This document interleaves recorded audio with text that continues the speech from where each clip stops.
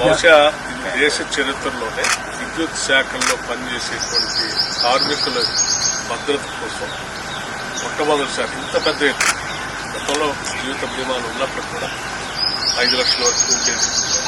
ఒకటేసారి ₹1 కోటి పైబడి జీవిత బీమా ఏర్పాటు చేయడం అనేది కేవలం ఇందిరమ్మ ప్రభుత్వంలో రాష్ట్ర ముఖ్యమంత్రి రేవంత్ రెడ్డి గారి నాయకత్వంలో ఈ క్యాబినెట్ తీసుకున్న నిర్ణయం.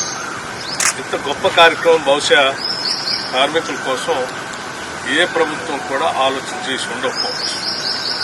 ఒక కార్మికుడు తను చేసే పని ప్రమాదకరమైనటువంటి పని అని తెలిసినప్పుడు కూడా గత ప్రభుత్వాలు ఇప్పుడు కూడా దీనిపై దృష్టి సారించారు.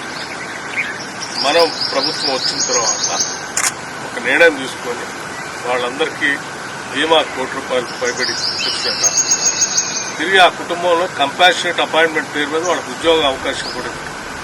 వాళ్ళకి ఉద్యోగం కల్పిస్తూ కుటుంబ సభ్యులకి మళ్లీ ప్రమాద బీమాతో మరణించినటువంటి కుటుంబానికి ₹1 కోటి ఆర్థిక సహాయం వచ్చేటట్టుగా చేయడం అనేది ఈ రెండు చాలా గొప్ప విషయాలుగా నేను భావిస్తా ఉన్నాను. దీన్ని ప్రభుత్వ ఆలోచనని సంపూర్ణంగా ఎగ్జిక్యూట్ చేసి దీన్ని కార్యరూపంలో తీసుకొచ్చిన సీఎండీని కూడా నేను వరుణ్ రెడ్డి గారు ప్రత్యేకంగా ఇది మన ఎనర్జీ శాఖలో సింగరేణి కార్మికుల్లో ప్రవేశపెట్టాం.